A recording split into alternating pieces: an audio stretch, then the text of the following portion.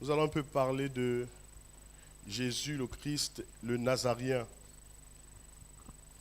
Jésus, le Christ, le Nazaréen. Vous savez, dans la parole de Dieu, souvent Jésus est appelé Jésus, souvent il est appelé Jésus-Christ, souvent il est appelé le Nazaréen. Et toutes ces appellations ont une implication prophétique pour l'Église que nous sommes. Parfois, quand nous lisons les Écritures, nous faisons un voyage. Ces expressions, ces noms semblent parfois ne plus parler à l'Église. Mais ça a une portée prophétique alors que nous sommes rentrés dans cette nouvelle année, que nous célébrons le premier culte de cette année, un culte d'action de grâce. J'aimerais que nous puissions rentrer dans la dimension de Jésus, dans la dimension du Christ et dans la dimension du Nazaréen. L'expression Jésus, le Christ, le Nazaréen n'est pas simplement un titre historique. Jésus n'est pas inscrit dans l'histoire. Jésus est Dieu. Avant que le monde ne fût, il est. Vous savez, la clé prophétique pour révéler Jésus, au travers de Jésus, au travers de Christ ou du Christ, au travers du Nazaréen, cela touche trois aspects importants. Le premier aspect, c'est l'aspect de l'identité éternelle du Messie. Jésus est éternel. Amen. Lorsque la Bible déclare qu'il est le premier-né de toute la création, cela ne signifie pas qu'il est né. Cela signifie qu'en toute chose, il est premier. Le mot ici, c'est proton. Cela parle également de la nature de son appel. Jésus, le Christ, le Nazaréen. La nature de l'appel de Jésus. Mais cela parle également du modèle divin de l'accomplissement de sa destinée. Amen. Vous savez, Dieu cache la gloire dans l'humilité et révèle la royauté dans le rejet. La royauté est souvent et très souvent cachée derrière le rejet. C'est comme ça que vous verrez, par exemple, un homme comme David a été rejeté, mais derrière le rejet se trouvait la royauté. Certains exégètes ou commentateurs bibliques ne sont pas toujours d'accord sur les circonstances de la naissance de David, mais beaucoup de commentateurs bibliques, des théologiens, semblent dire qu'il soit né d'une relation d'adultère. Il était le mal-aimé. Le mal-aimé est devenu le bien-aimé. Amen. La royauté est souvent cachée derrière le rejet. Et la gloire derrière l'humilité. C'est la raison pour laquelle Jésus n'a pas regardé comme une proie arrachée d'être égal avec Dieu. La Bible déclare qu'il s'est dépouillé pour un temps. Et il a reçu le nom au-dessus de tous les noms, afin qu'au nom de Jésus, tout genou fléchisse et que toute langue confesse que Jésus-Christ est Seigneur à la gloire de Dieu le Père. Amen. Jésus, le Christ, le Nazaréen. J'aimerais que nous puissions lire ensemble de manière solennelle 3 textes bibliques. Nous allons nous tenir quelques secondes debout et nous allons lire cela ensemble. On va faire un peu de sport ce matin. Luc chapitre 1er, verset 31.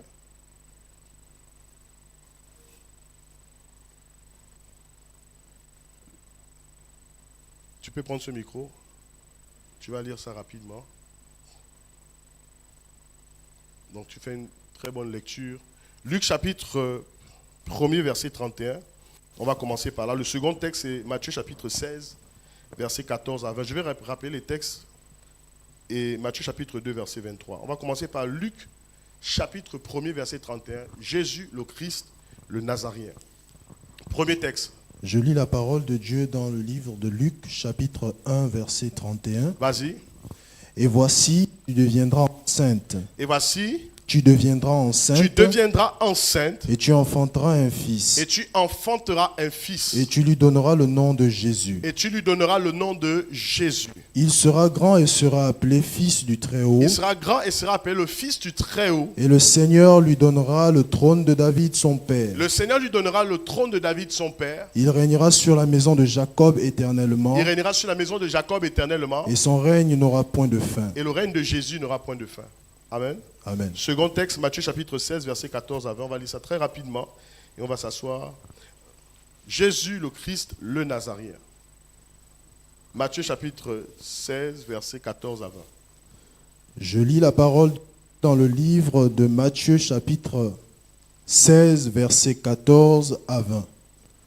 Ils répondirent, les uns disent que tu es Jean-Baptiste, les uns disent que tu es Jean le Baptiste, les autres Élie, d'autres disent que tu es le prophète Élie, les autres Jérémie, d'autres disent que tu es Jérémie, l'un des ou prophètes, l'un des prophètes. ou l'un des prophètes. Et vous, leur dit-il, Mais vous qui marchez avec moi pendant plusieurs années maintenant, Qui qui dit- dites-vous que je suis? Vas-y. Simon-Pierre lui répondit, Simon-Pierre lui répondit, tu es le Christ, tu es le Christ, le Fils du Dieu vivant. le Fils du Dieu vivant. Donc nous avons ici, première appellation, son nom, Le Jésus. Jésus, Luc chapitre 1er, verset 31.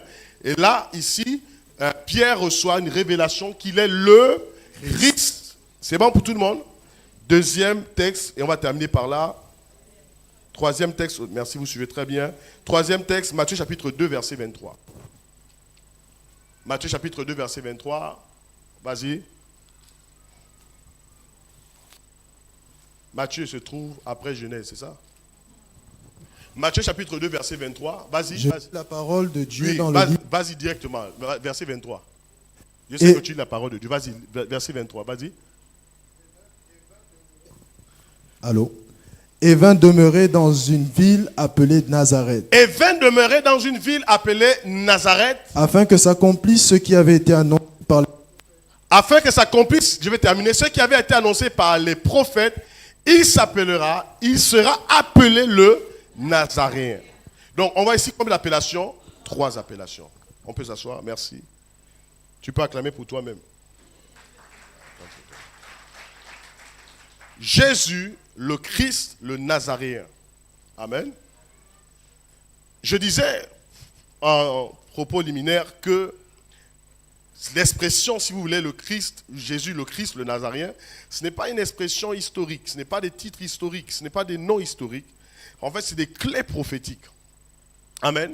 Nous devons comprendre quelle est la dimension cachée derrière ou dans le nom de Jésus, quelle est la dimension cachée dans le Christ et quelle est la dimension cachée dans le Nazaréen. Et je disais que cela renvoie à l'identité éternelle du Messie, à la nature de son appel, au modèle divin de l'accomplissement de sa destinée. Et nous avons lu 3 textes bibliques. Le premier texte, vous pouvez reprendre cela si vous voulez. Luc chapitre 1er, verset 31. Deuxième texte, Matthieu chapitre 16, verset 14 à 20. Et le troisième, Matthieu chapitre 2, verset 23. Jésus, le nom prophétique du salut. Jésus, le nom prophétique. Vous savez, Jésus n'a jamais été appelé Jésus avant la circoncision. L'ange est venu révéler à Marie comment s'appellerait l'enfant, mais le nom a été libéré après la circoncision. Et la circoncision intervenait 8 jours après la naissance de l'enfant. Amen, amen. 8 jours après la naissance de Jésus, l'enfant est circoncis. On donne l'enfant le nom de Jésus. Maintenant, la grande question, c'est quelles sont les origines du nom Jésus. On sait tous que le Nouveau Testament a été écrit en grec, l'Ancien Testament en hébreu, en araméen. Donc la source du nom Jésus, c'est le nom Yeshua. C'est bon tout le monde? Yeshua. Yeshua. C'est bon? On va avancer au fur et à mesure. Le nom donné avant la naissance est manifesté après la circoncision de ce dernier. Je pense ceci, que notre identité en Christ est connue et sue avant même que nous soyons nés. Et vous êtes d'accord avec moi? Ce n'est pas une révélation ici parce que la Bible nous enseigne et nous donne des indices sur le fait que ce que nous sommes, nous le sommes avant même que nous soyons nés. Des prophètes comme Jérémie étaient prophètes, pas parce qu'ils sont nés, mais parce que dans le domaine de l'éternité, Dieu avait déjà défini leur appel. C'est bon pour tout le monde? Jésus est le libérateur du monde. Et vous verrez toujours dans la parole de Dieu qu'il y a ce qu'on appelle des analogies. Les hommes qui ont marché dans l'ancienne alliance peuvent être souvent des tableaux comparatifs de ce que Jésus est. et a manifesté sur la terre. Nous parlons de Jésus, nous parlons du Christ et nous parlons du Nazaréen. Alors, en ce qui concerne Jésus, on va aller doucement d'abord. En ce qui concerne Jésus, Jésus est le libérateur du monde. Mais nous savons que plusieurs années avant Jésus, un libérateur a été suscité par Dieu, qui était une préfiguration de Jésus. Et ce libérateur fut Moïse. Tout le monde comprend ici? Si vous voyez la naissance de Moïse et vous voyez celle de Jésus, vous verrez qu'il y a des similitudes. Au moment de la naissance de Moïse, qu'est-ce qui s'est passé? Il y a eu un génocide. Au moment de la naissance de Jésus, il y a eu un génocide. Un génocide orchestré par un roi. Au temps de Moïse, le roi s'appelait Moïse. Bon, Pharaon est un titre. D'accord? Pharaon. Au temps de Jésus, Hérode. C'est bon pour tout le monde? On sait tous qu'au temps de Moïse, d'accord, au moment du génocide, où est-ce que se réfugie Moïse? Il est en Égypte. Mais il se réfugie en Égypte. Au temps de Jésus, où est-ce que Joseph amène l'enfant? En Égypte. Ouais. Est-ce que vous voyez les points de similitude ici? Je suis en train de vous amener quelque part. Dis avec moi Jésus. Dis ça plus fort. Voilà.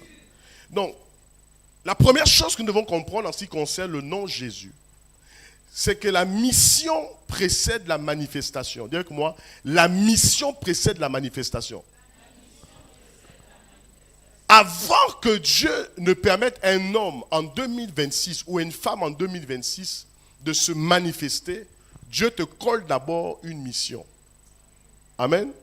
Je vois ce matin, je crois ce matin, que Dieu va coller des missions à des hommes et des femmes afin de manifester le Christ.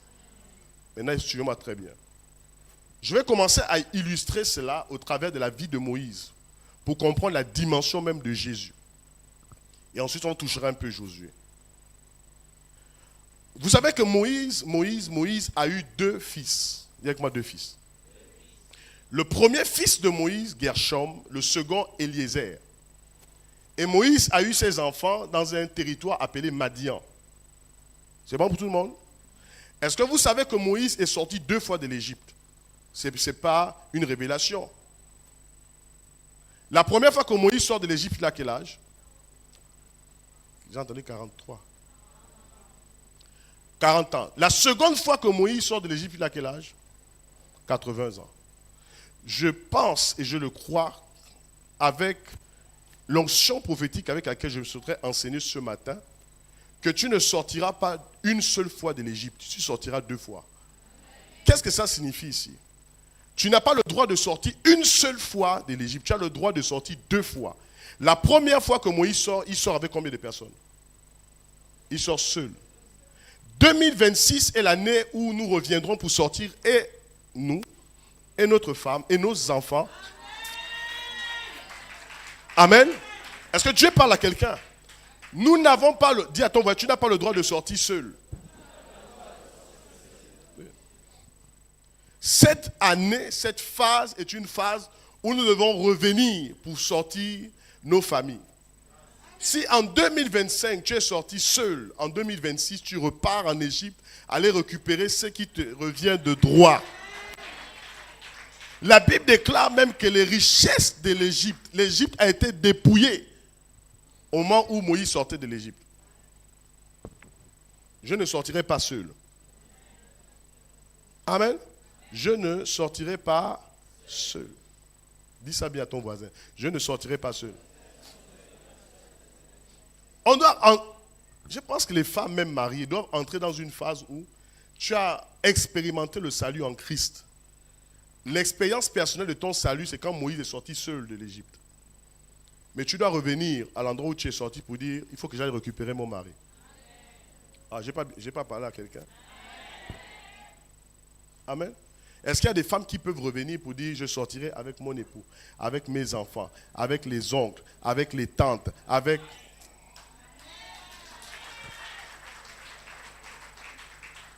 Nous ne sortirons pas seuls. Amen. Moïse sort pour la première fois. Nous parlons de Jésus, vous allez comprendre. Là aussi, je suis en train de vous amener. Moïse sort pour la première fois. À 40 ans, il arrive dans le territoire de Madian. Madian, en fait, est un descendant d'Abraham, parce qu'Abraham, après la mort de Sarah, Abraham va se remarier avec une femme appelée Ketshura. Dans Genèse chapitre 25, on n'a pas le temps de lire cela. Il aura 6 fils avec cette femme. Et la Bible déclare qu'il donnera à ces enfants-là des biens, il va les chasser, il va dire, allez, vous partez, et il donnera l'héritage à Isaac. Donc Madian, en fait, est un descendant d'Abraham. Donc Jéthro est un descendant d'Abraham. C'est bon? Est-ce que vous êtes avec moi? Je vais parler doucement. On va monter au fur et à mesure. Si vous lisez Exode chapitre 2, versets 16 à 22, je ne vais pas lire cela. Et Exode chapitre 18, versets 1 à 5, vous pouvez prendre les deux textes.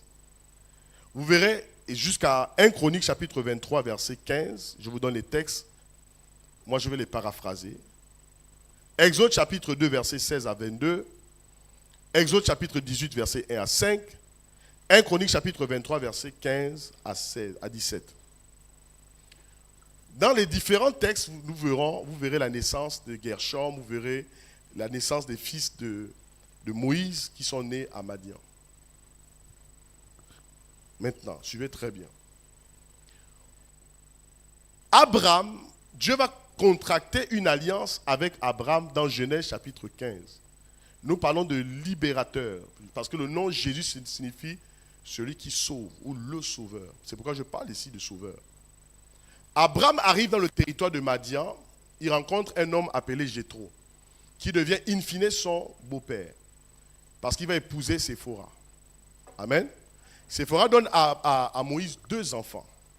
Premier, Gershom, second, Eliezer. Gershom signifie l'étranger, et Eliezer signifie l'Éternel est ton aide. D'accord? Vous suivez très bien. Maintenant, je vais aller un peu plus pour libérer quelques principes très importants que j'aimerais que vous puissiez saisir dans le contexte de cette année 2026. Au moment où Moïse quitte le territoire de Madian pour aller en Égypte avec Séphora, je vous pose une question. Est-ce que Moïse est marié à Séphora? Il n'y a pas de piège. Oui, ils sont mariés, ils ont eu 2 enfants. Mais si vous lisez bien Exode chapitre 4, versets 20 à 26, vous verrez qu'au moment où Dieu veut frapper, j'aimerais qu'on mette le texte très rapidement, au moment où Dieu veut frapper Moïse de mort, la Bible déclare que c'est Séphora qui fait quoi? Qui va circoncire l'enfant. Et qu'est-ce qu'elle va faire? Elle va jeter le prépuce aux pieds de Moïse. Elle dit à Moïse, tu seras pour moi maintenant un époux de sang. Donc, il y a eu un premier mariage entre Moïse et Séphora. Le premier mariage était le mariage en ce qui concerne les us et coutumes madianites. Le second mariage, le mariage de l'alliance. Je suis en train d'annoncer à quelqu'un, ta relation avec Dieu a commencé comme une relation des us et des coutumes. Je vais aller plus loin. Ta relation avec Jésus a commencé comme la relation, je vais à l'église parce que mon grand-père était pasteur. Ça, c'est la relation des us et des coutumes. Nous rentrons en 2026 dans la relation du sang. Amen. Quand Moïse quitte le territoire de Madian, la relation qu'il a avec Séphora, c'est la relation des us et coutumes attachés à la maison de Jéthro. Vous comprenez ici? Donc Moïse se marie 2 fois. Je vois un second mariage. Je vois une nouvelle alliance, une nouvelle relation entre un homme et Jésus. Je vois une nouvelle relation entre une famille et Jésus. Ce ne sera plus une relation de je viens à l'église parce que mon père vient à l'église, parce que ma mère m'impose d'être à l'église. Je viens à l'église pour suivre en fait la mouvance de tous les dimanches. Mais il y aura un second mariage, le mariage de l'alliance, le mariage où le sang de Jésus. Amen. Je vois un second mariage. Je vais appeler Christal là. Je vais prier pour toi. Viens rapidement, elle est là. Viens rapidement, on va prier pour toi. Je te vois comme si au départ, tu étais dans une alliance des us et des coutumes. Les us, la relation des us et des coutumes, c'est la relation où mon père sert à l'église, ma mère sert à l'église. Mais ce n'est pas la relation où Jésus et toi avez bâti une certaine relation. Je vois Dieu commencer à faire quelque chose avec toi dans cette saison. Nous pouvons rester assis, levons simplement les mains au ciel comme ça. Tu dois sortir de la relation des us et des coutumes. Tu dois rentrer dans la relation du sang, de l'alliance du sang.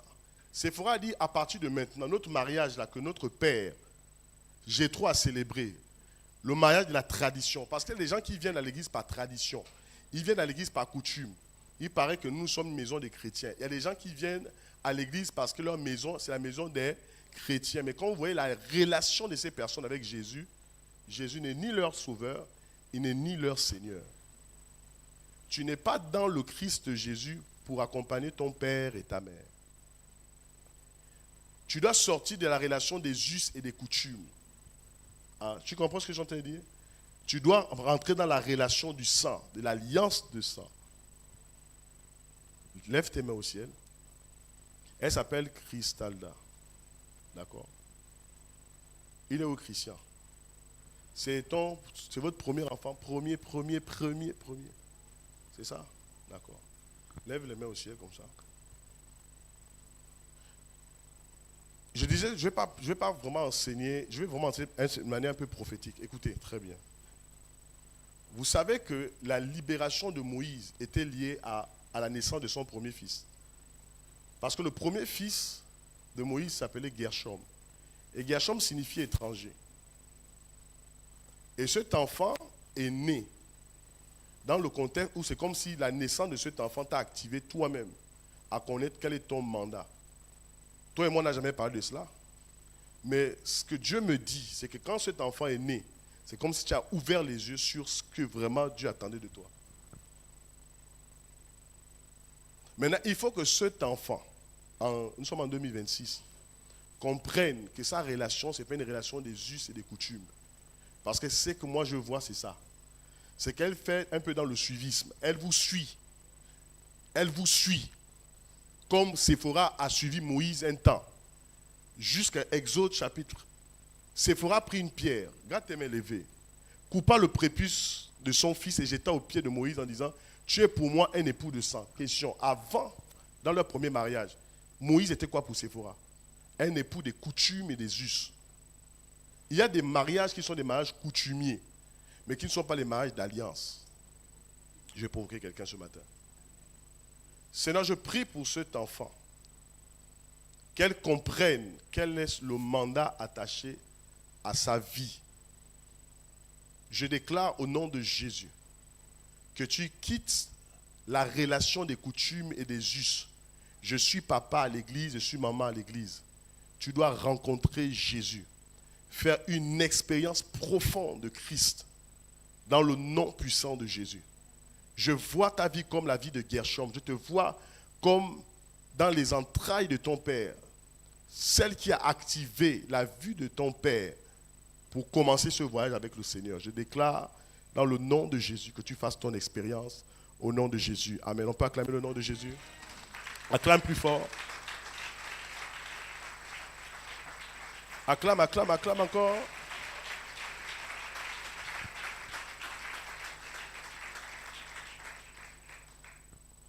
Gershom signifie étranger ou exilé, ou un personnage important. Dans la Bible, Gershom est principalement mentionné dans le livre d'Exode, où son histoire se déroule parallèlement aux événements miraculeux. Gershom est le fils aîné de Moïse et de sa femme Séphora. Il est né dans une période critique de la vie de Moïse, comme Cristalda est né dans une période critique de la vie de Christian. Amen. La naissance de Gershom est importante car elle symbolise la transition de Moïse du statut de prince d'Égypte à celui de berger madianite. Je suis en train d'annoncer à quelqu'un ce matin qu'il y aura des grandes transitions.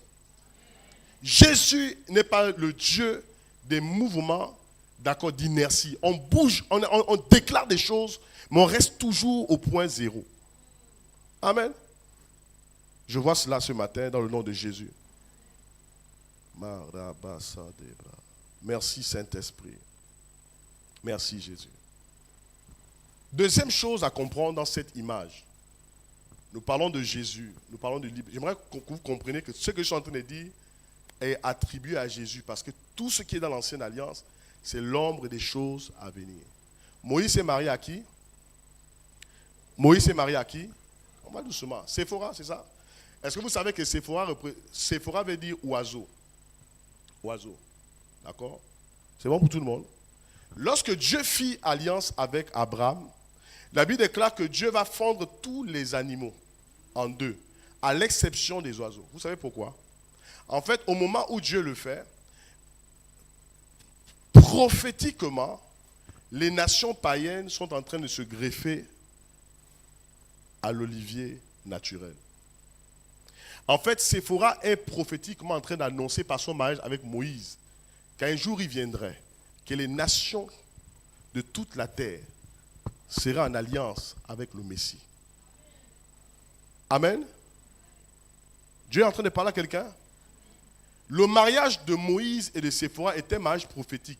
C'est le mariage entre Israël et les nations païennes.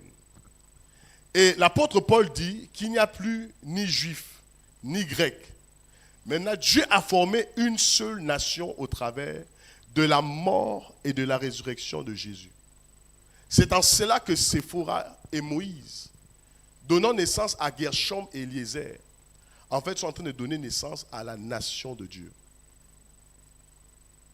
Je suis en train de déclarer ce matin à quelqu'un que des choses qui ont été séparées en 2025, Dieu va les rassembler en 2026. Amen.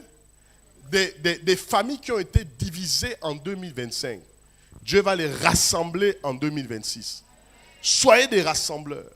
Soyez des bâtisseurs. Amen, amen. Lève-toi, lève-toi. Lui, toi, lève-toi. Oui. Tu dois devenir comme un Moïse. Tu dois devenir comme un Moïse. Tu dois devenir un bâtisseur, un rassembleur. Tu comprends? Tu es le premier-né des hommes dans la maison de ton père. C'est ça? Parce que ton père a eu combien d'enfants? 3. Votre grande sœur, ensuite toi, et ensuite Dani. Tu dois devenir celui qui rassemble. Tu comprends?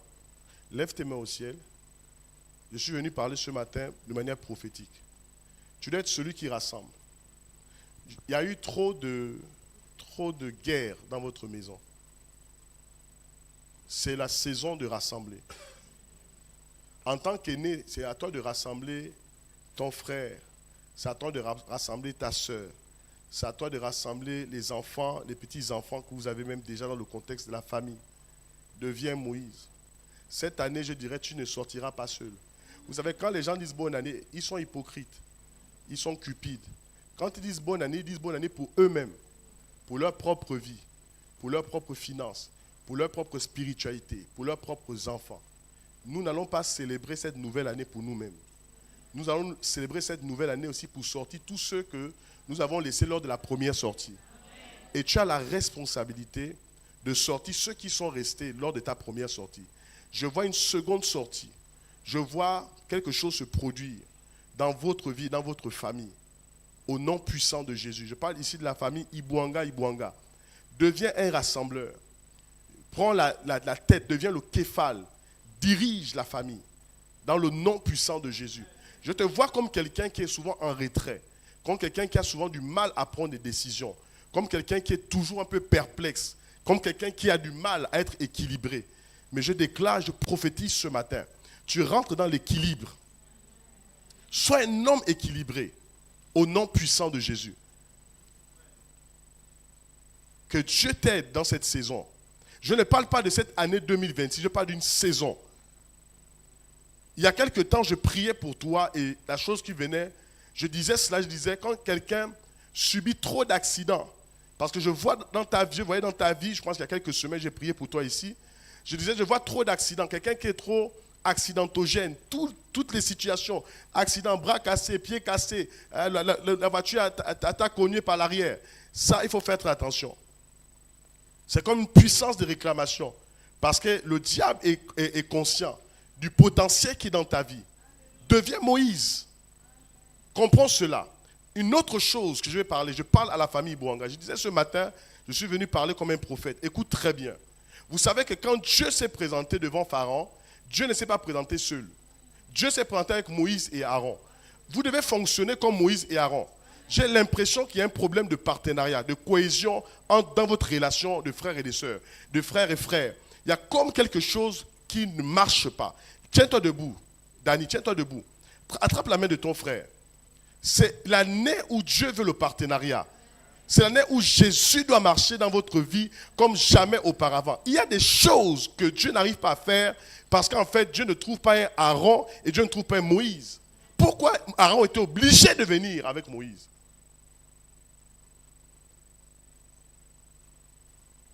Pourquoi Aaron était obligé de venir avec Moïse? Pourquoi Moïse était obligé d'être accompagné par Aaron? Parce que Dieu travaille avec des familles. Il doit y avoir un vrai partenariat, une vraie relation des frères et des frères entre vous. Prends ton frère dans les bras. Prends ton frère dans les bras. Dis à ton frère que tu l'aimes. Non, regardez-vous comme ça là. Dis à ton frère que tu l'aimes. Vous avez du mal à vous dire que vous aimez.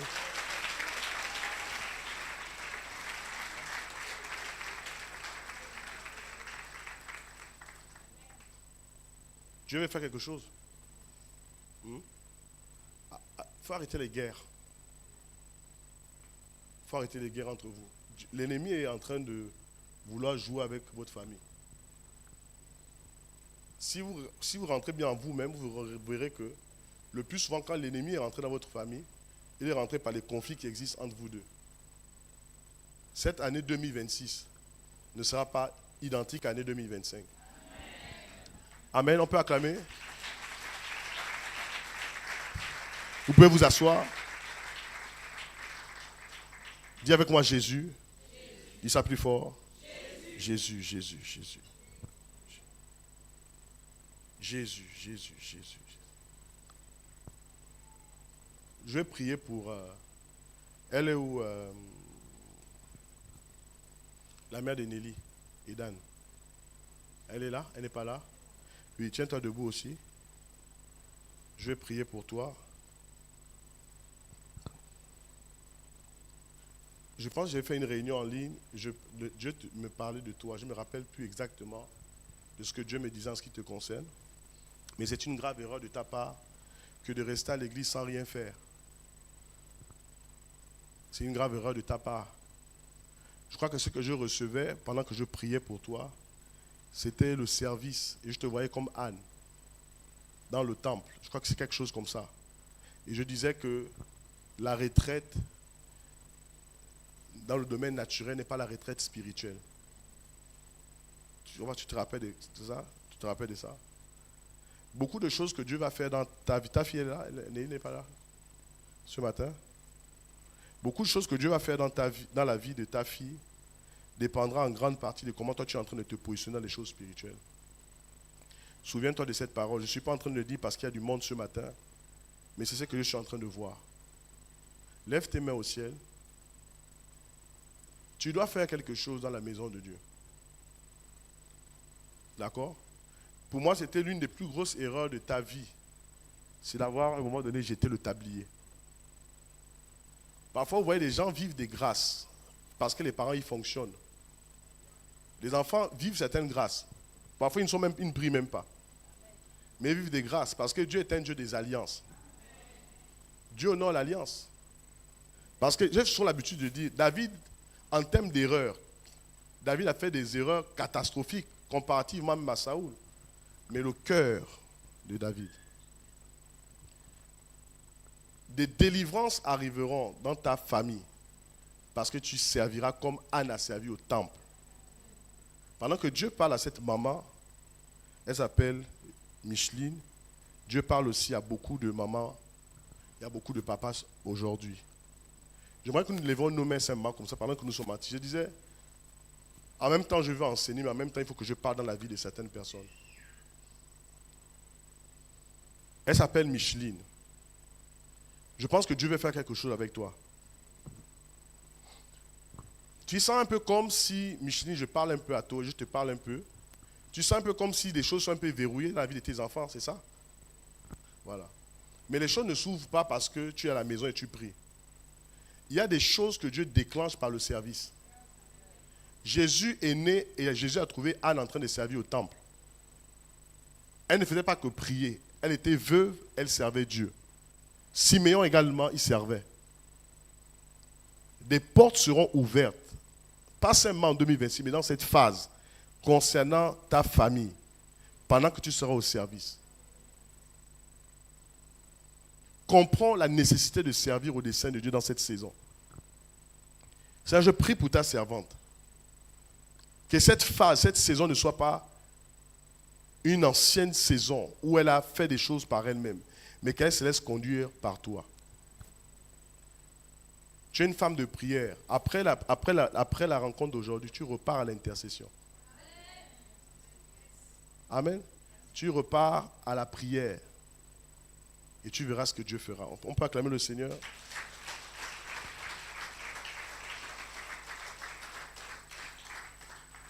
Dans l'Ancien Testament, le nom Josué signifie Yeshua. Ça signifie le Sauveur. Jésus conduit l'humanité dans la rédemption éternelle pendant que Josué conduit Israël dans le territoire appelé Canaan. Dans l'Ancien Testament, Dieu ne s'est pas révélé comme étant Jésus. Il dit, si Pharaon te pose la question, dites simplement à Pharaon, je suis celui qui suis. Amen. Mais dans le Nouveau Testament, Jésus va se révéler comme étant Jésus. Premier aspect, le nom de Jésus ici-bas. Qu'est-ce que cela implique? Philippiens chapitre 2, versets 7 à 8. Au départ, j'ai commencé un peu à parler prophétiquement. Je vais commencer à toucher un peu quelques aspects du nom de Jésus. Philippiens chapitre 2, versets 7 à 8. On peut me mettre le texte très rapidement. Voici ce que la parole de Dieu déclare. Mais il s'est dépouillé lui-même en prenant une forme de serviteur, en devenant semblable aux hommes et ayant paru comme un simple homme. Verset suivant. Il s'est humilié lui-même, Philippiens chapitre 2, verset 8, se rendant obéissant jusqu'à la mort, même jusqu'à la mort de la croix.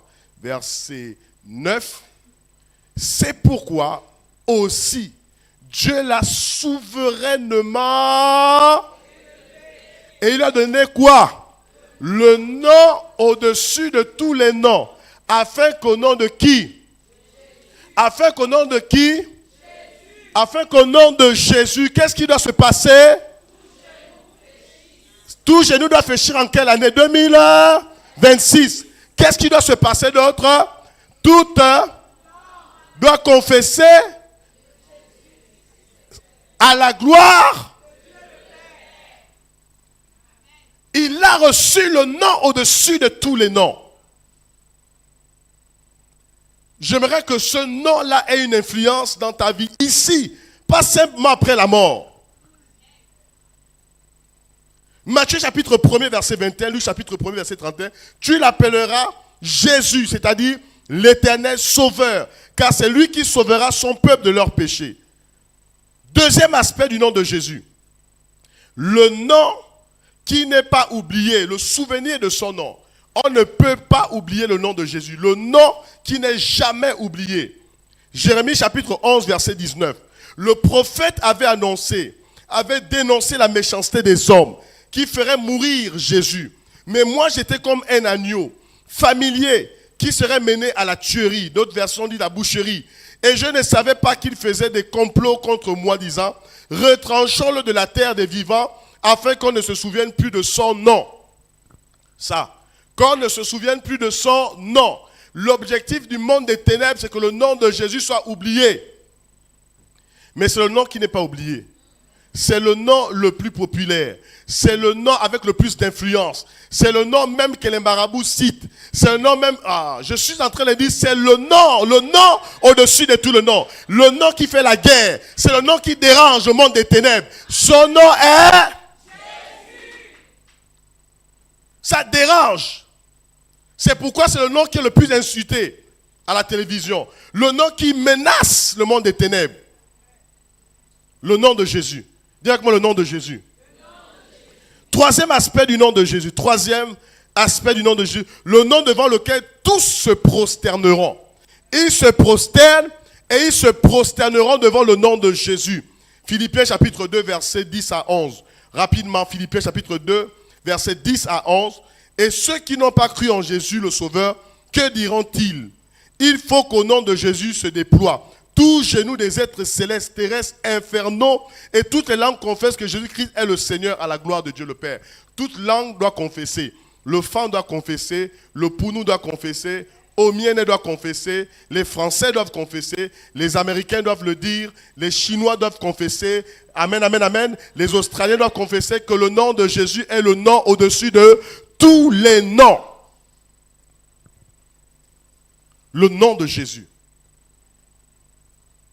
Amen. Le nom au-dessus de tous les noms. Quatrième aspect du nom de Jésus, très rapidement, c'est le nom de celui qui vient. Il s'appelle Jésus. Apocalypse chapitre 22, verset 7 au verset 20. On ne va pas lire tout le texte. Le dernier chapitre d'Apocalypse, au chapitre 22, nous rappelle à trois reprises la venue imminente de Jésus. Notre Seigneur par la promesse répétée. Apocalypse chapitre 22, et David déclare ceci. Et voici, je viens bientôt. Heureux celui qui garde les paroles de la prophétie de ce livre. Verset 8, très rapidement. C'est moi, Jean, qui ai entendu et vu ces choses. Et quand j'ai entendu et vu, je tombais aux pieds de l'ange qui me montrait pour l'adorer. Et qu'est-ce qui s'est passé? Parce qu'on n'adore pas les anges. Vas-y rapidement. Mais il me dit, garde-toi de le faire.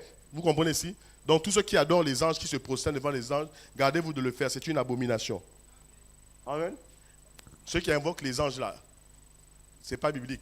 Je suis ton compagnon de service et celui de tes frères, les prophètes et de ceux qui gardent les paroles de ce livre et qui l'adorent.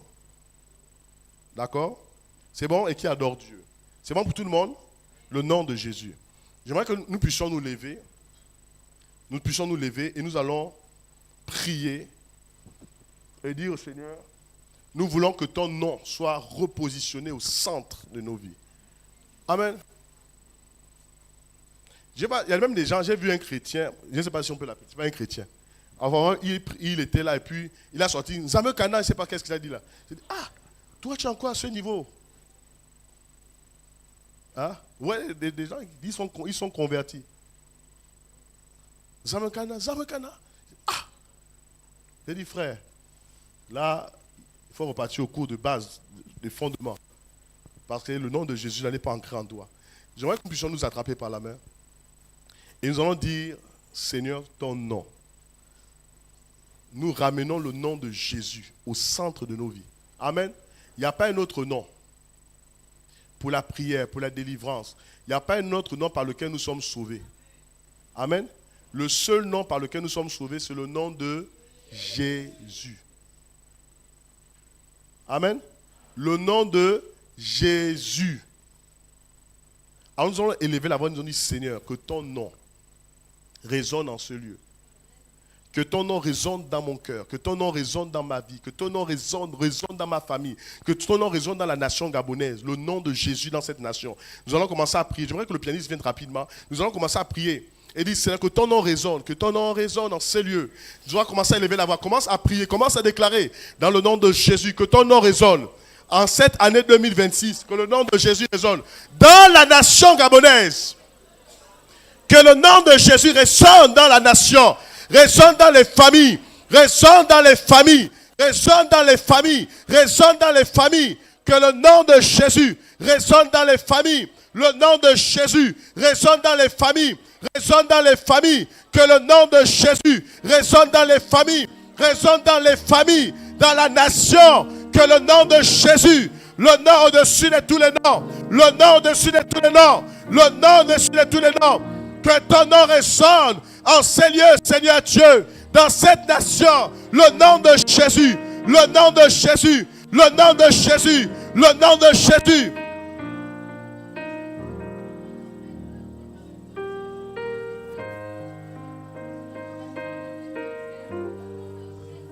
Que le nom de Jésus résonne. Si tu es au Gabon, dans les 9 provinces, le nom de Jésus.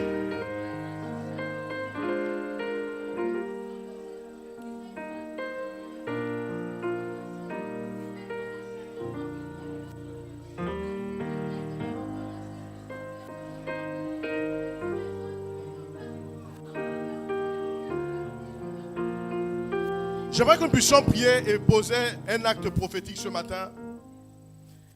J'ai écouté quelqu'un dire, que maintenant, les mouvements animistes prendront de l'ampleur dans cette nation au point où les églises commenceront à se vider. C'est des déclarations qui viennent du monde des ténèbres, du monde de l'enfer. Jésus n'a pas besoin de mener ces petits combats-là. Le grand combat a déjà été remporté il y a plus de 2000 ans à la croix. Il a vaincu la mort, le séjour des morts. Il a brisé le sceau de César. Et nous allons élever la voix, nous allons appeler le règne de Dieu dans cette nation gabonaise et dans les différentes nations. Tu vas commencer à élever la voix et dire, Seigneur, que ton règne vienne dans cette nation.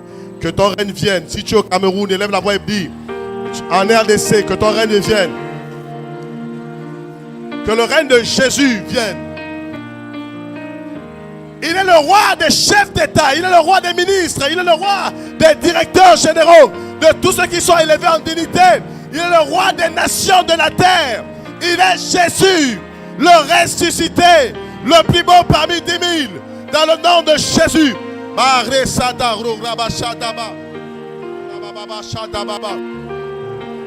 Il est le roi de la terre.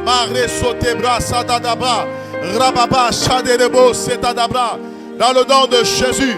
Dans le nom de Jésus. Dans le nom de Jésus. Dans le nom de Jésus. Tu peux continuer à prier et dire, cette année, le règne de Jésus dans la nation. Les ténèbres ne régneront pas toujours. Nous chassons les ténèbres dans les nations. Nous chassons les ténèbres au nom de Jésus.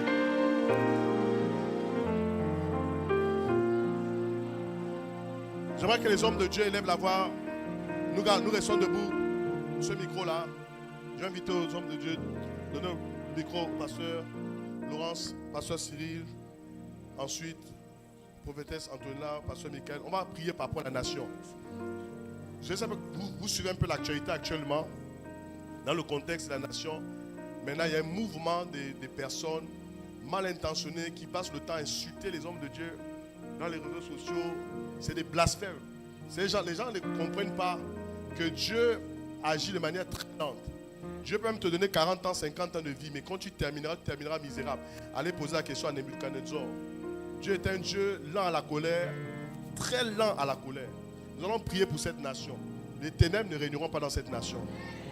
Le pasteur Laurent va prier. Au fur et à mesure de Dieu, ils vont faire des déclarations au nom de Jésus. Éternel notre Père et notre Dieu, il n'y a point d'autre Dieu que toi. Tu as envoyé ton Fils à la croix pour racheter le monde que tu avais créé et que le diable a séduit pour l'emmener dans le péché. Jésus s'est révélé à cette nation. Seigneur, le Gabon fait partie des nations que tu chéris. L'évangile est rentré en Afrique par le Gabon. C'est par ici que les missionnaires sont passés. Seigneur, plusieurs réveils spirituels ont frappé ce pays. Seigneur, on nous a raconté le réveil de 1920. Lorsque tu es descendu, tu as répandu ton esprit dans ce pays. Tu nous as fait la grâce d'être les témoins, d'être les acteurs, ce que tu as utilisé pour le dernier réveil des années 80. Seigneur, aucune puissance des ténèbres ne peut régner dans ce pays. Amen.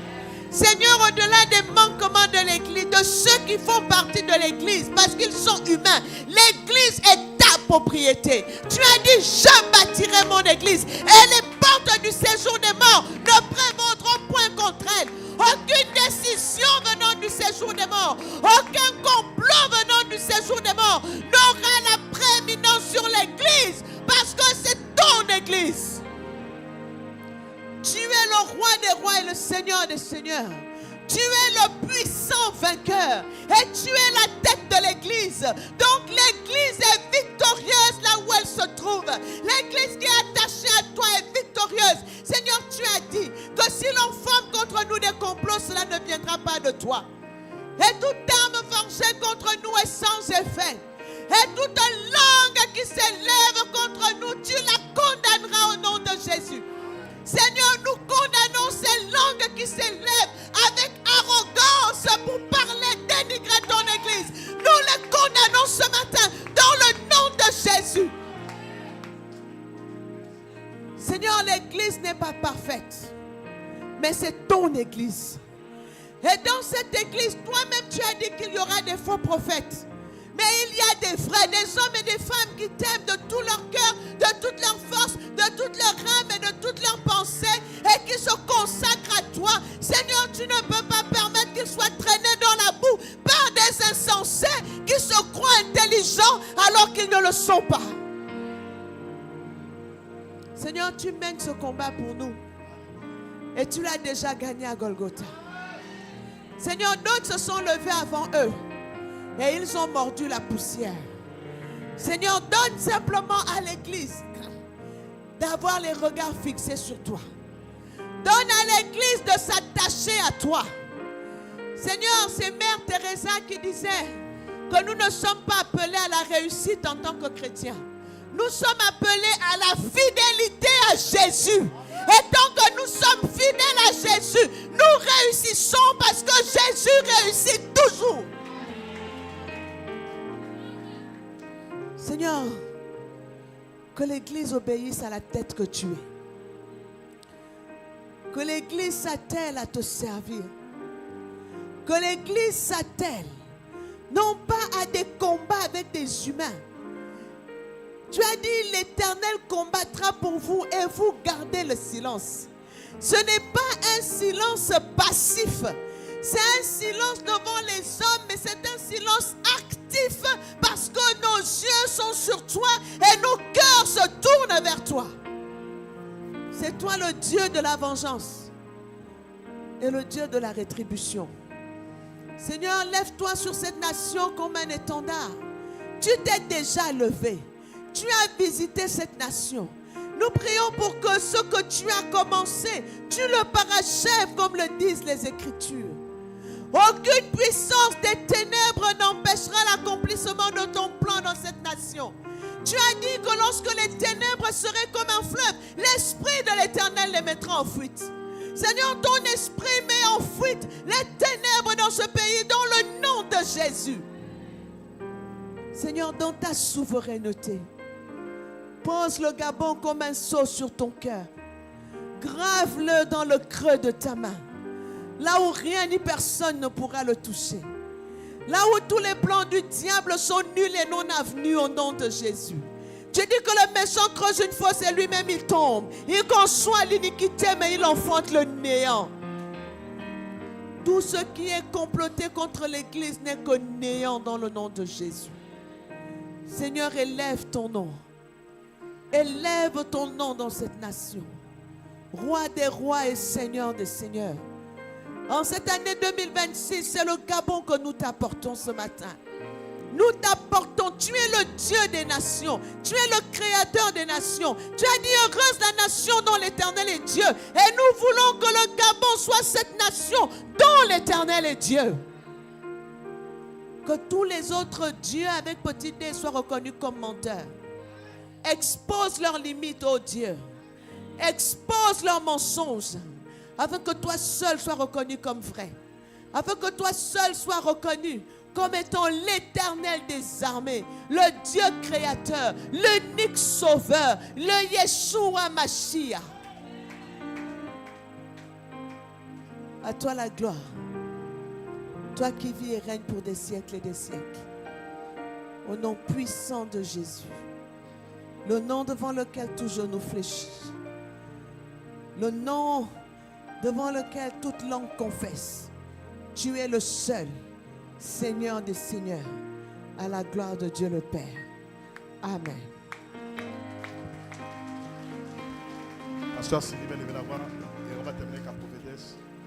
Je vais juste partager cette pensée qui remonte dans mon cœur. Tiens dans sa main le navire. Ce que Dieu tient, personne ne peut l'arracher de la main de Dieu. Dieu tient, personne ne peut l'arracher de sa main. C'est vraiment la parole que le Seigneur nous donne individuellement ce matin. Repositionnons-nous, que l'Église se repositionne et toutes ses voix vont se taire. Amen. Seigneur, tu es celui qui bâtit ton église. Tu as dit, les portes du séjour des morts ne prévaudront pas contre l'église. Peu importe, oh Dieu, les complots, peu importe ce qui se trame dans le séjour des morts, cela reste dans le séjour des morts. Le séjour des morts n'a aucune influence sur l'église. Seigneur, tu n'as aucun ennemi parce que tu es le roi des rois. Tu es le maître de tous les esprits. C'est pourquoi peu importe les esprits qui se lèvent, en réalité aucun esprit ne peut tenir devant toi. Parce que c'est toi qui as tout créé, c'est toi qui as tout façonné. Et devant toi, Père, tout fléchit devant toi.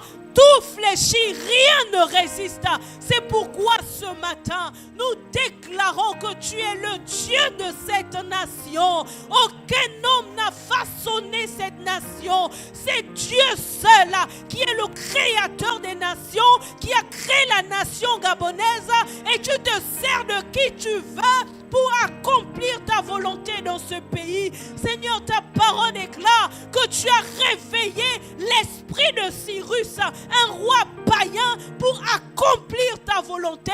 Seigneur, tu te sers de qui tu veux. Tu te sers de qui tu veux pour accomplir ta volonté dans cette nation. Seigneur, ta volonté, c'est celle-là qui nous importe.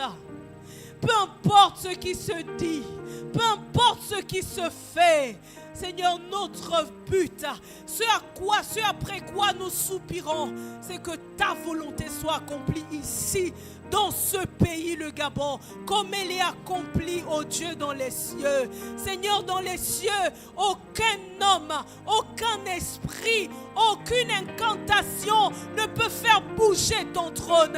Alors nous déclarons que dans cette nation, aucun propos humain ne pourra faire bouger ta volonté. Seigneur, c'est une nation que tu aimes, c'est une nation que tu portes dans ton cœur. Alors nous savons, Père, que peu importe ce que nos yeux voient, assurément, Père, ta volonté pour ce pays s'accomplira. Seigneur, nous espérons en toi. Nous espérons ce que tu libères, en ce que tu déclares. Ta parole dit que cette nation a été créée par toi. Ta parole dit que nul ne peut nous ravir entre tes mains. Et nous croyons que nul ne pourra ravir le Gabon dans les mains de Dieu.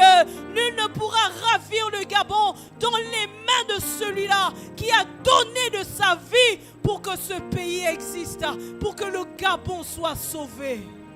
Seigneur, si tu l'as visité à plusieurs reprises, c'est parce qu'il y a des gens qui sont restés derrière, quand certains sont sortis. Et nous croyons qu'alors que tu visites ce pays à nouveau, parce qu'il y a des multitudes, Seigneur, au travers des 9 provinces qui doivent sortir.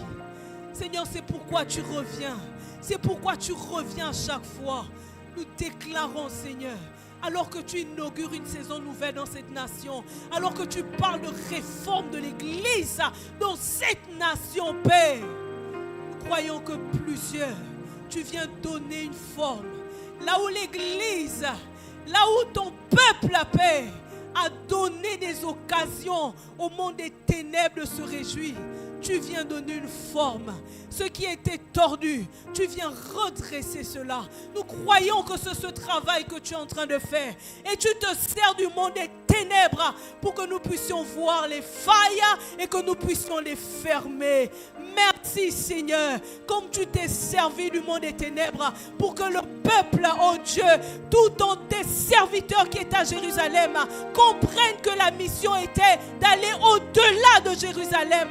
Au travers de cette persécution, ils sont allés en Judée, ils sont allés en Samarie et ils sont allés aux extrémités de la terre. Seigneur, tu te lèves pour que ton église puisse travailler afin d'être cette église sans tache, sans rire ni rien de semblable. Cette église que tu viens chercher.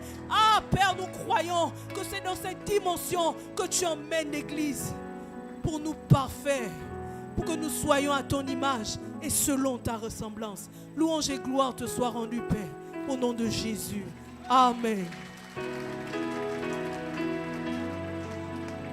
Nous allons nous asseoir. Deuxième dimension, le Christ. Jésus, le Christ. Le mot Christ vient du grec Christos qui signifie le Messie oint.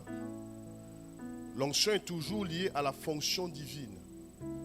On n'est pas oint pour être vu, mais on est oint pour accomplir un décret céleste. Amen. Nous recevons l'onction et Jésus a reçu l'onction, on l'a dit ici, sans mesure. Il a reçu l'Esprit sans mesure. Une pleine onction s'est manifestée dans sa vie. Luc chapitre 4, verset 18 dit « L'Esprit du Seigneur est sur moi parce qu'il m'a oint ». Il y avait une triple onction qu'on appelle aussi l'onction messianique. Et cette triple onction se manifestait sur les prophètes, les sacrificateurs et les rois. L'onction qui tombait sur les prophètes selon Deutéronome chapitre 18, verset 15. J'aimerais qu'on puisse mettre cela sur l'écran. L'onction, je dis, est toujours liée à une fonction divine. On n'est pas oint pour être vu, mais on est oint pour accomplir un décret céleste. Amen. Deutéronome chapitre 18, verset 15. Donc l'onction des prophètes.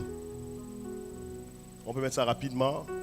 L'Éternel ton Dieu te suscitera du milieu de toi, d'entre tes frères, un prophète comme moi, vous l'écouterez. Le prophète qui était comme Moïse, qui devait être suscité, c'est Jésus. C'est bon pour tout le monde. Il y avait une onction qu'on appelait l'onction des prophètes. Et cette onction qui était sur Moïse, la Bible déclare que Dieu lui-même dit, l'Éternel ton Dieu te suscitera du milieu de toi, d'entre tes frères, un prophète comme moi. Donc un prophète viendrait comme Moïse. C'est bon? Une autre onction, c'était l'onction du sacrificateur, selon le psaume chapitre 110. Les sacrificateurs également recevaient l'onction. Vous pouvez voir ça dans le psaume 110. Et il y avait également l'onction royale.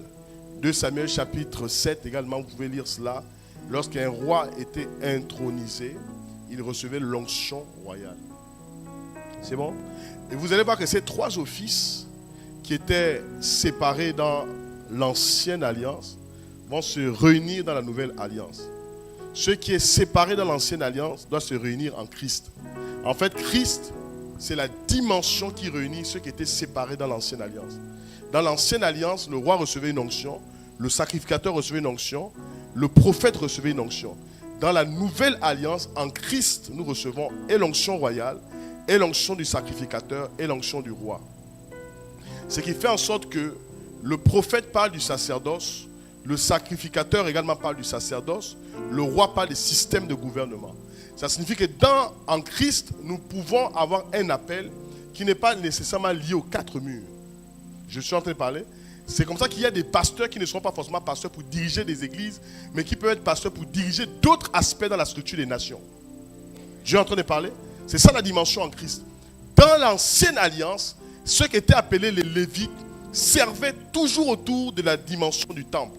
Mais dans la nouvelle alliance, les sacrificateurs ne sont pas juste sacrificateurs parce qu'ils doivent être à l'église.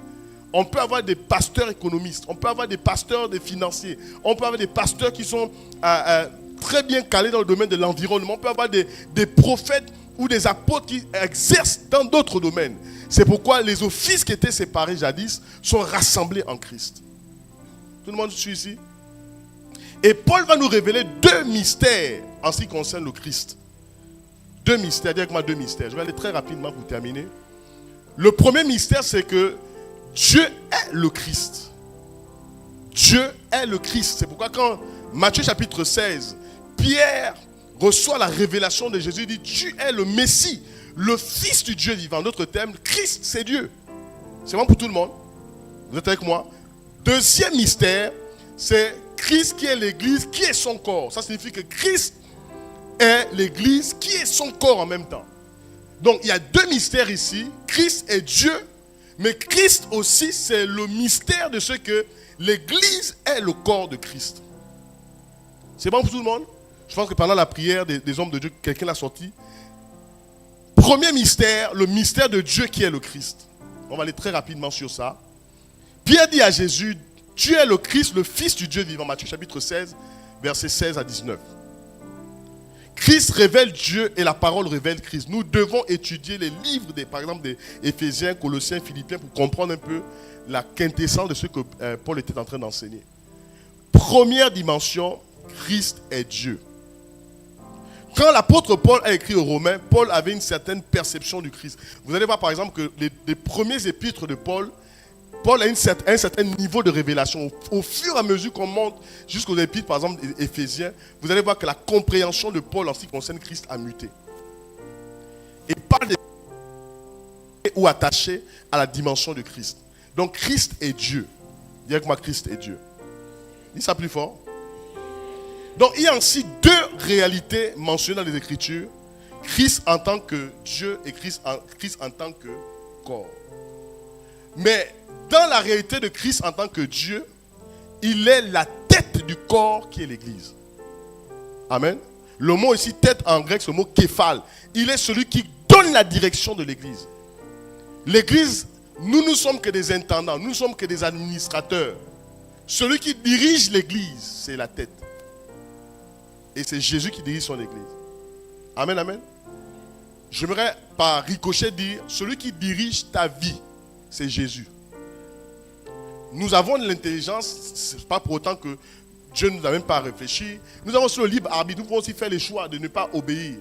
Mais nous devons laisser la seigneurie à Jésus. Amen, amen. Vous pouvez prendre Éphésiens chapitre 1er, verset 3. Très rapidement, vous allez lire ça. Colossiens chapitre 2, verset 3. Dans lequel sont cachés tous les trésors de la sagesse et de la connaissance. Colossiens chapitre 2, verset 3. Aussi dans vos temps. Éphésiens chapitre 1er, verset 9 également, pour soutenir cela.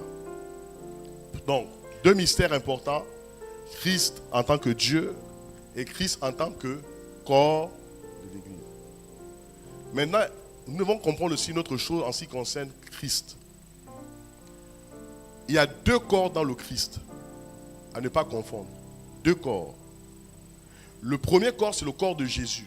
Le corps de Jésus n'est pas à confondre avec le corps de Christ. C'est bon? Le corps de Jésus. Le corps. Jésus a été fait homme, non? Il a vécu au milieu de nous, non? Son corps, c'est aussi une dimension du corps. Donc, il y a ce qu'on appelle le corps de Jésus. Le premier corps de Christ fut la chair physique dans laquelle le Fils de Dieu fut incarné. Parce que si nous ne croyons pas que Jésus a eu un corps, c'est que nous ne croyons pas au principe que la parole est devenue chair. Cette parole habitait au milieu de nous, pleine de grâce. C'est ce que les gens nous disent, non?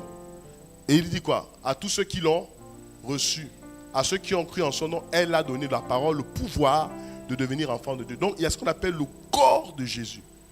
Colossiens chapitre 1er, verset 21, ça j'aimerais quand même qu'on puisse lire cela. Dans la dimension de Christ, il y a ce qu'on appelle le corps de Jésus et le corps de Christ. Colossiens chapitre 1er, verset 21. Très rapidement, je vais lire. Écoutez très bien. Pour que vous ne dites pas que je suis en train de vous raconter des histoires. Et vous, qui étiez autrefois étrangers et ennemis par vos pensées et par vos mauvaises œuvres, il vous a maintenant réconciliés par sa mort dans le corps de sa chair. Hein? Dans le corps de sa chair. Donc il s'agit ici du premier corps. C'est bon? Le corps de ça, c'est le corps de Jésus. On peut justifier ça avec plein de textes. Vous pouvez prendre aussi 1 Pierre chapitre 2, verset 24.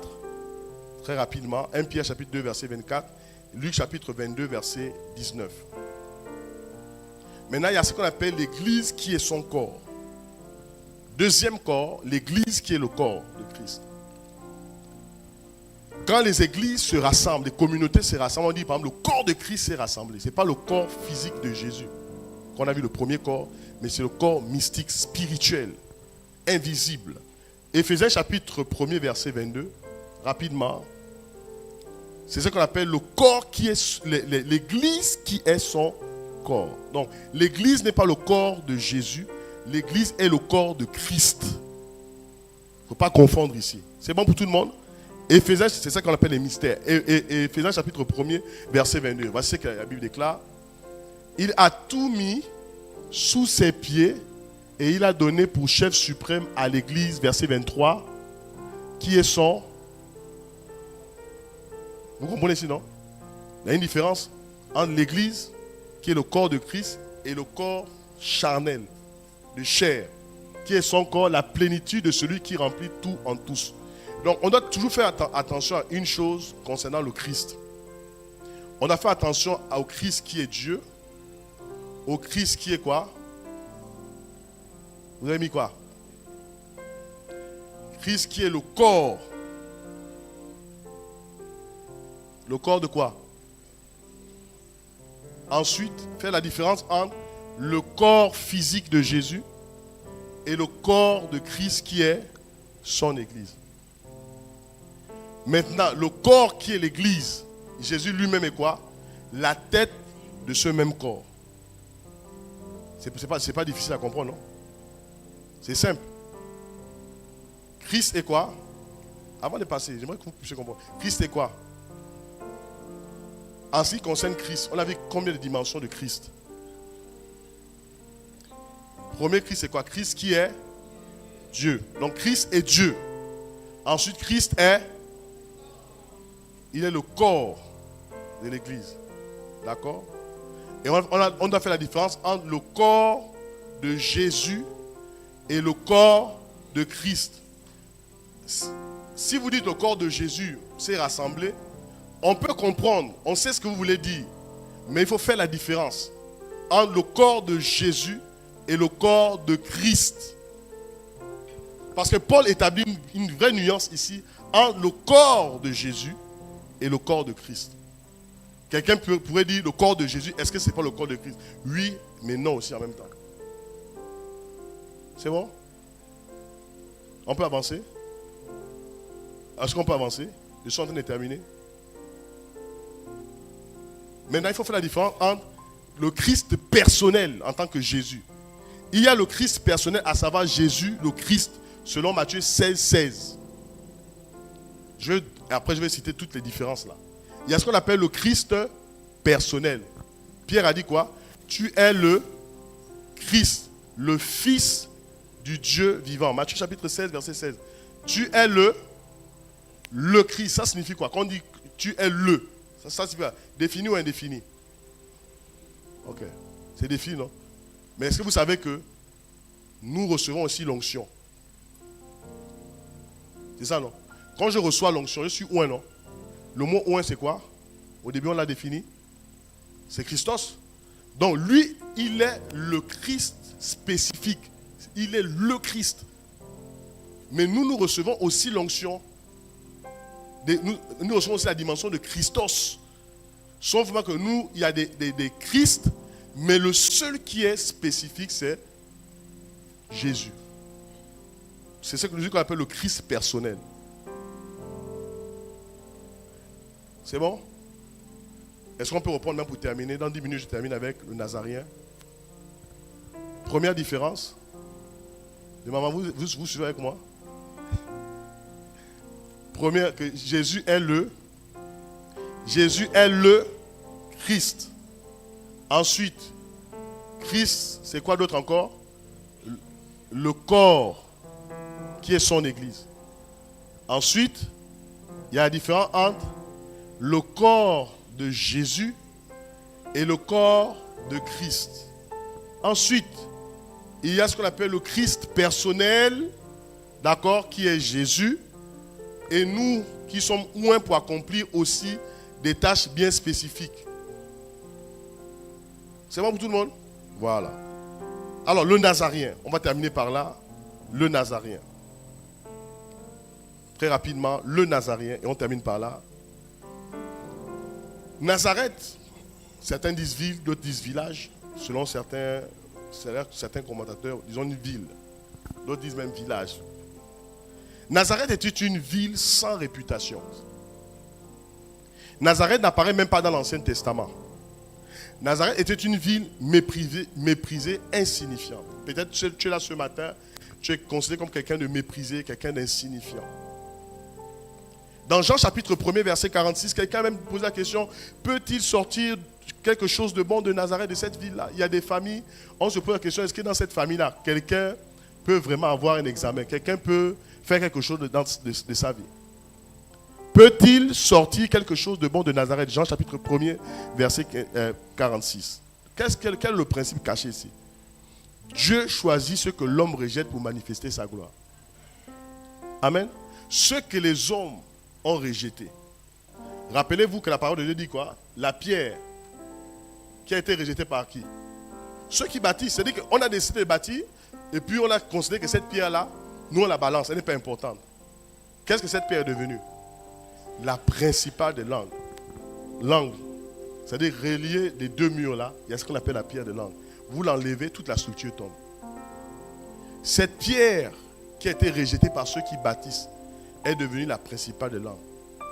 Jésus n'est pas né à Nazareth. Vous savez ça, non? Mais pourquoi Dieu va choisir Nazareth au détriment de Bethléem? Parce que Bethléem, c'est la ville du roi David. Mais Dieu commence ces choses à partir des positions misérables et de rejet. Quand Dieu commence une chose, même ton histoire commence parfois de manière misérable, de manière rejetée. Celui qui est rejeté et celui qui est choisi. David, le fils rejeté, le fils parfois mal aimé, je l'ai dit au départ, est celui que Dieu a choisi. La femme mal aimée, peut-être en 2025, en 2024, est celui ou celle que Dieu va choisir dans cette phase. Il vient de Nazareth, village rejeté, inconsidéré. C'est comme si on vous disait quelque part au Gabon, je ne vais pas citer, une ville qui se trouve quelque part, je ne sais pas où, et on te dit tu sors de cette ville, une ville méprisée. Aucun investissement, aucune structure dans cette ville. Et c'est de là où Dieu vient sortir et vient faire son choix. Nous rentrons dans une saison et dans une phase où Dieu prendra des choses ou des personnes rejetées pour se servir de ces personnes.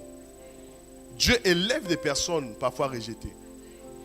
Je ne suis pas en train d'aller créer le rejet, pour dire en sortant d'ici, pour dire pareil, que ce sont ceux qui sont rejetés que Dieu utilise. Il prend les choses faibles pour faire quoi? Pour confondre les choses fortes, les choses qui sont viles. Il confond les sages de ce monde. C'est ça Nazareth. Nazareth, c'est le fait que tu ne peux pas considérer que je n'ai pas eu la grâce de faire de longues études. Est-ce pour autant que Dieu ne fixerait pas ses regards vers toi ce matin? Vous savez qu'il y a des gens qui ont été appelés même au ministère sans avoir su lire au départ ou écrire, et Dieu miraculeusement a enseigné les gens à lire et écrire. Parfois les gens les plus élevés dans la nation, parfois vous verrez que même leur background intellectuel, ce n'est pas vraiment ça. Mais Dieu prend toujours les choses faibles, les choses misérables pour élever. Pourquoi Dieu élève les choses faibles? Pourquoi Dieu élève les rejetants? C'est pour que ces personnes-là se tiennent toujours dans une dimension d'humilité. Si Dieu prend quelqu'un qui a déjà tout, il va dire, mais c'était évident. J'avais déjà tout était tracé pour que je sois ce que je suis aujourd'hui. Mais regardez comment Dieu fait les choses.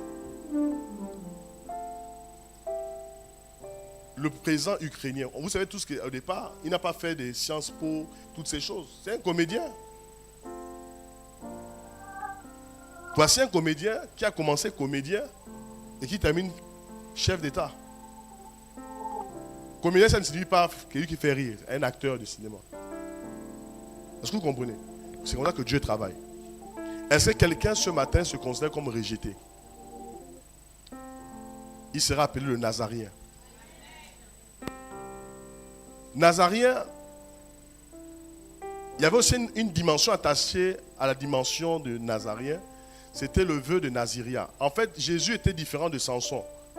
Parce que Samson, dès la grossesse de la maman, il y avait déjà des consignes qui étaient données pour dire tu ne touches pas ceci, tu ne bois pas des boissons alcoolisées, toutes ces choses-là. Mais vous verrez que dans le cas de Jésus, c'est différent. Jésus n'avait pas d'interdiction particulière comme Samson. Vous savez que dans le vœu de Naziria, par exemple, dans Nombre chapitre 6, il est dit par exemple que celui qui faisait le vœu de Naziria pendant un temps, il ne devait même pas toucher les morts. Mais on sait que Jésus a touché les morts. Nous ne sommes plus dans le vœu de Naziria de l'ancienne alliance. Nous sommes dans le vœu du Naziria de la nouvelle alliance. Dans ce vœu de Naziria de la nouvelle alliance, ce n'est pas que les gens doivent vivre la vie chrétienne avec les lois. Ne pas à tel endroit. Il paraît qu'il y a des gens, dans certaines églises, on ne va pas à la plage. Ça, c'est quel vœu du Naziria? Regarde ton frère, regarde ta soeur. C'est quel vœu du Naziria? Il y a des chrétiens qui ne vont pas à la plage, ils ne vont pas au restaurant. Ils ne vont pas au cinéma. Ils payent sur le péché. Vous êtes des Samsons, ils ne regardent pas la télé. Vous êtes des Samsons, ne touchez pas ceci, ne faites pas. Dans la dimension du Naziria, de la nouvelle alliance, c'est que Dieu veut d'abord bâtir, c'est la structure interne de nos cœurs. Parfois pour rire, et je suis en train de conclure, je dis souvent aux gens, les beautés de la nation, les merveilles, les sites touristiques, tout ce qui est fait dans la nation ici, c'est pour qui? C'est pour nous. Mais parfois nous n'en jouissons même pas.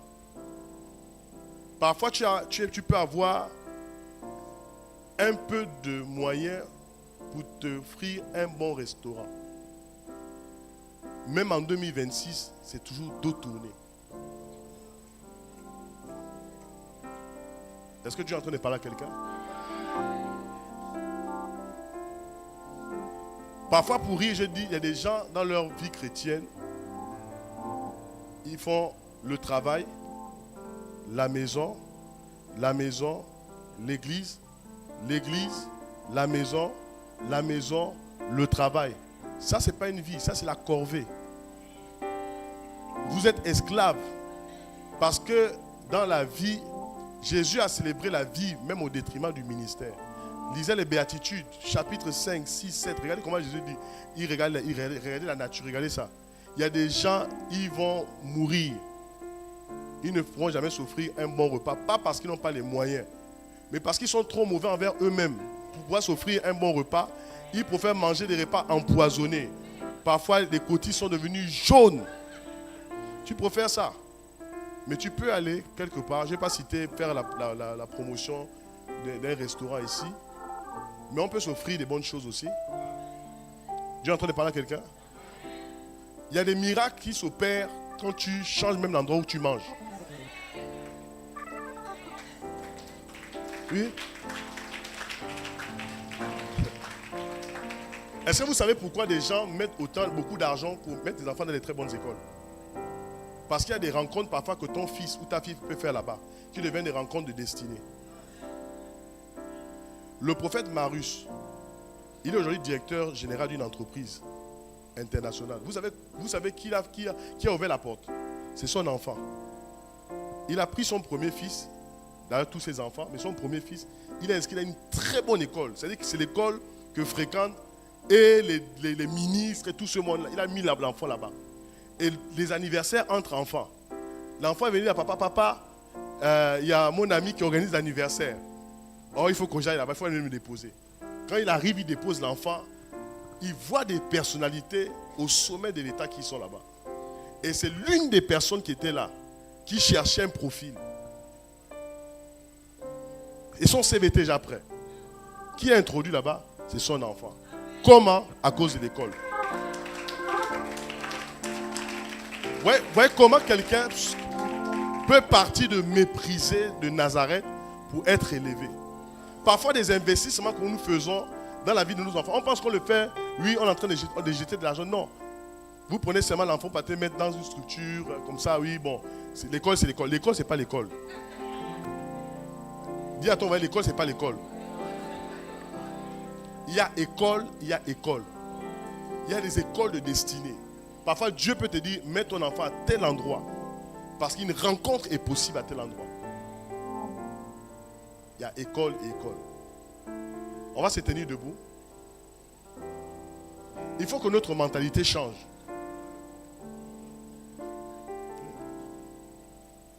Notre mentalité doit changer. On peut partir de mépriser, de misérable pour le sommet. Nous devons investir dans l'éducation de nos enfants. Amen. Je suis en train de parler à quelqu'un ce matin. Nous devons investir. Nous devons investir. Amen. Nous allons prier et nous allons dire, Seigneur, Jésus, le Christ, le Nazarien, nous devons accepter d'être une église. Les pasteurs ont prié tout à l'heure, parfois qui commencent méprisés. L'église n'est pas parfaite. Je crois que le pasteur Laurence, la prophétesse, le pasteur Cyril disait tout à l'heure dans la prière. L'église n'est pas parfaite. Si l'église était parfaite, on serait déjà au ciel. C'est parce que c'est une église qui est en train de se construire.